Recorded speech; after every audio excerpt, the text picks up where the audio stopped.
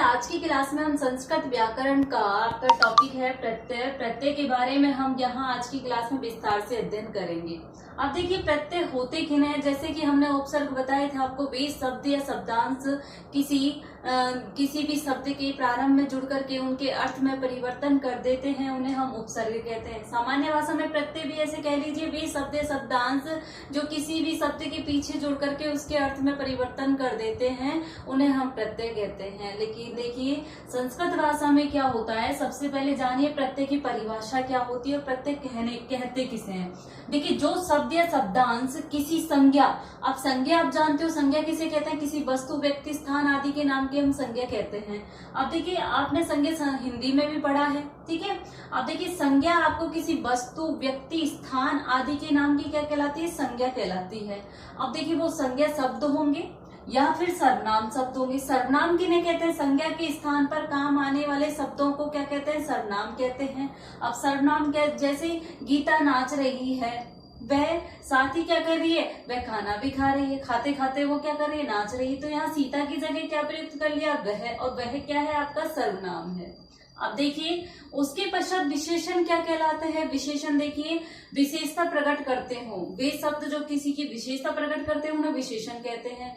जैसे मोहन कैसा है, मोहन बुद्धिमान है, तो बुद्धिमान क्या है, उसकी विशेषता है, वह विशेषण शब्द हो गए। अथवा धातु, अब धातु क्या होती है, क्रिया होती है, जैसे खाना पीना बोलना हंसना चलना, ये सारी क्या है, क्रियाएं हैं। आदि शब्द के पश्चात यानी अंत में जुड़ करके किसी विशेष अर्थ को प्रकट कर देते हैं। अंत में यहाँ पर लिखना, अंत में जुड़कर किसी विशेष अर्थ को व्यक्त करने के लिए जो जोड़ा जाता है, पीछे लगा दिया वहां पे, देखिए अंत में किसी विशेष अर्थ को प्रकट करने के लिए जोड़ा जाता है, उसको हम प्रत्यय कहते हैं। एक बार देखिए, जो शब्द या शब्दांश किसी संज्ञा सर्वनाम विशेषण या धातु के अंत में जुड़कर के कोई विशेष अर्थ को व्यक्त करते हैं, वे शब्द प्रत्यय कहलाते हैं। अब देखिए संस्कृत भाषा में जो आपके प्रत्यय होते हैं वो आपके दो प्रकार के प्रत्यय होते हैं। एक तो होते हैं आपके कृत प्रत्यय और दूसरे होते हैं आपके तद्धित प्रत्यय।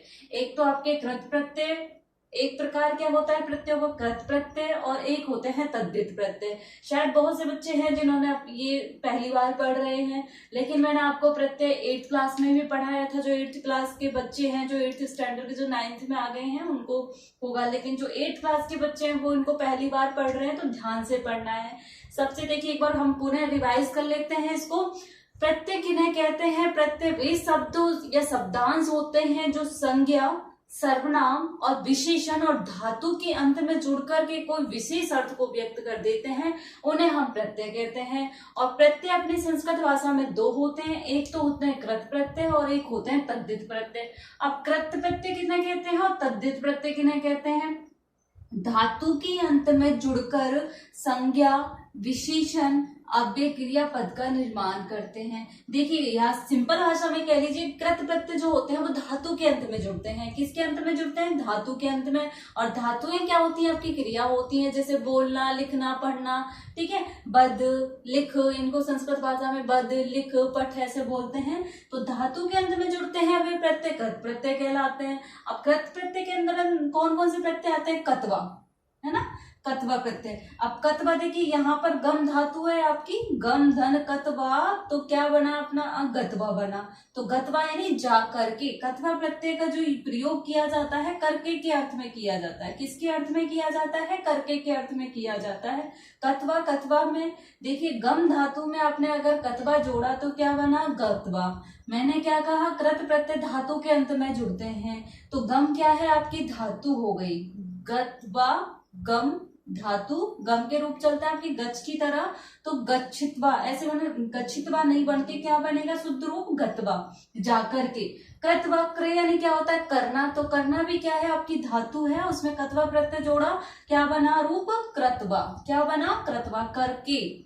भू यानी होती है धातु, भू यानी होता है होना, और भू में अगर आपने कत्वा जोड़ा तो क्या बना, भूतवा, क्या बना, भूतवा। नी होती है आपकी धातु, नी मतलब ले जाना। अगर कतवा जोड़ा इसमें क्या बना आपका रूप, नित्वा। क्या बना, नित्वा। उसी प्रकार से जो लेप प्रत्यय होता है, लेप प्रत्यय भी आपका कृत प्रत्यय के अंतर्गत आता है और ये प्रत्यय धातु के अंत में जुड़ते हैं। अब देखिए संभुय, संभुय का अर्थ होता है होकर के।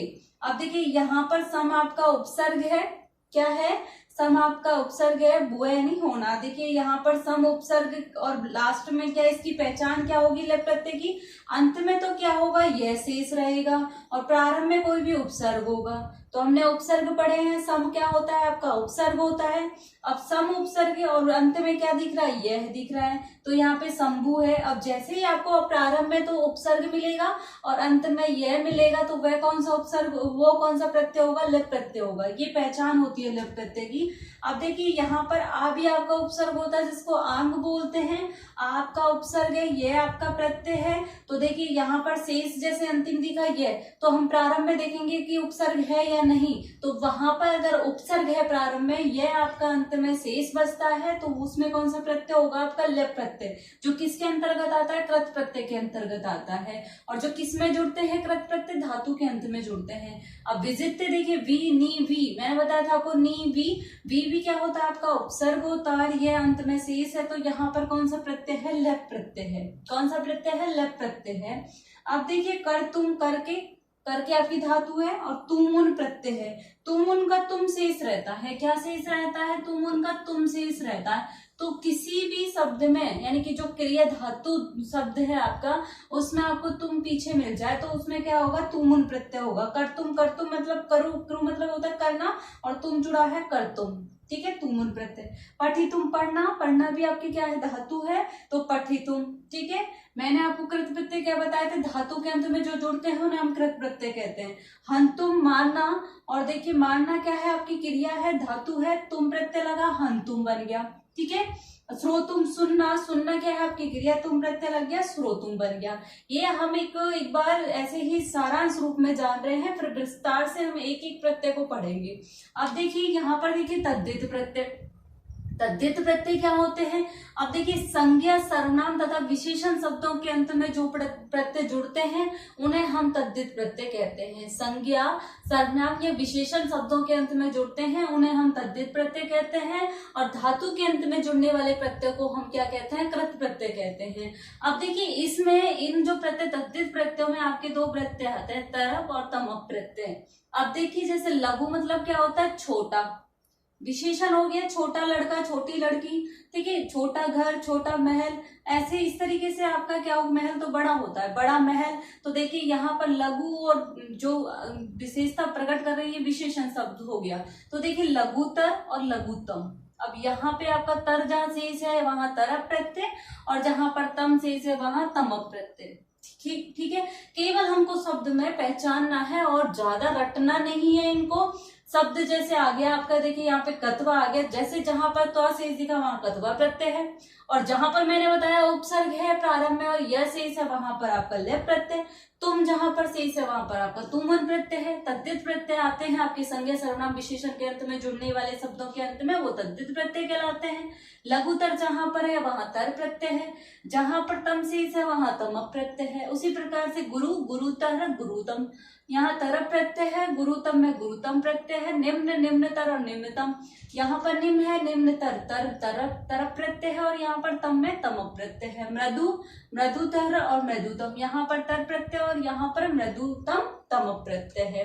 अब देखिए एक बार पुनः देख लीजिए प्रत्यय, जो शब्दांश किसी संज्ञा, सर्वनाम, विशेषण अथवा धातु शब्द के अंत में जुड़ करके उनके अर्थ में विशेष अर्थ प्रकट करते हैं उन्हें हम प्रत्यय शब्द कहते हैं। प्रत्यय आपके दो प्रकार के होते हैं, एक तो होते हैं आपके कृत प्रत्यय और दूसरे होते हैं आपके तद्धित प्रत्यय। कृत प्रत्यय हमेशा आपकी धातु के अंत में जुड़े मिलेंगे आपको, और उसमें आपके कत्वा प्रत्यय हो गया, लेप प्रत्यय हो गया, और आपका कौन सा प्रत्यय हो गया, तुमुन प्रत्यय हो गया। एक होते हैं आपके तद्धित प्रत्यय, तद्धित प्रत्यय के सर्वनाम, संज्ञा, सर्वनाम और विशेषण शब्दों के अंत में जुड़ते हैं उन्हें हम तद्धित प्रत्यय कहते हैं, जैसे तरप और तमप प्रत्यय, ठीक है। इनकी मैंने आपको पहचान बता दी, जहां तो होगा वहां कत्वा प्रत्यय होगा, और जहां पर आपका प्रारंभ में उपसर्ग होगा और यह शेष रहेगा वहां पर आपका लेप प्रत्यय होगा। तुम उनमें आपका तुम शेष रहेगा, पठी तुम, हन तुम, सो तुम और कर तुम, इस प्रकार से, ठीक है। अब देखिए इसमें कुछ प्रत्यय हो रहे हैं, उनको हम विस्तार से जान लेते हैं।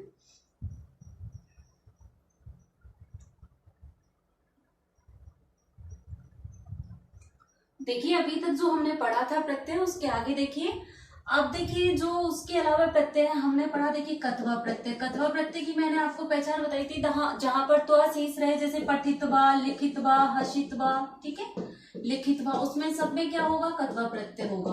प्रत्यय हमने दो भेद पढ़े थे, कृत प्रत्यय और तद्धित प्रत्यय। कृत प्रत्यय आपके धातु के अंत में लगने वाले प्रत्यय को कृत प्रत्यय कहते हैं, और तद्धित प्रत्यय संज्ञा सर्वनाम विशेषण के अंत में लगने वाले प्रत्ययों को हम तद्धित प्रत्यय कहते हैं। तद्धित प्रत्यय में आपके तमक तरफ प्रत्यय आते हैं। अब देखिए जो आपके कृत प्रत्यय है, उसमें मैंने आपको समझाया था कत्वा प्रत्यय, और एक आपको मैंने बताया था लेप प्रत्यय। अब लेप प्रत्यय की मैंने आपको पहचान क्या बताई थी, प्रारंभ में तो आएगा आपका उपसर्ग, क्या होगा प्यारे बच्चों, उपसर्ग प्रारंभ में, और अंत में क्या होगा, अंत में आपका यह शेष होगा, क्या होगा, अंत में यह शेष होगा। ये तो आपकी लेप प्रत्यय की पहचान है। एक कत्वा प्रत्यय पढ़ा था, एक लेप प्रत्यय पढ़ा था, और एक हमने पढ़ा था तुमुन प्रत्यय।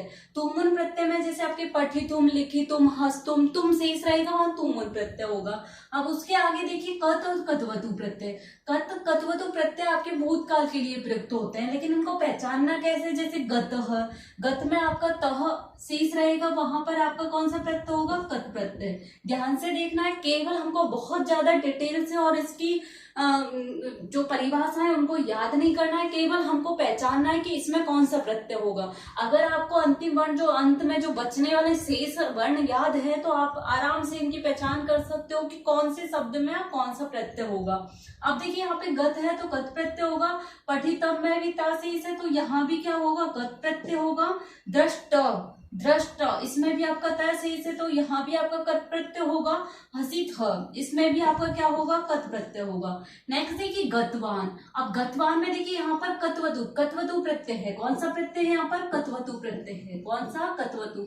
कत्वतु में तव शेष रहता है, क्या शेष रहता है, तव शेष रहता है। देखिए गतवान, यहाँ पर क्या है, तव है, तो यहाँ पर कौन सा प्रत्यय आएगा, कत्वतु प्रत्यय। कौन सा प्रत्यय, कत्वतु प्रत्यय। यहाँ पर देखिए पठितवान, तो तव आ रहा है यहाँ पर, यहाँ भी कौन सा प्रत्यय होगा, कत्वतु प्रत्यय।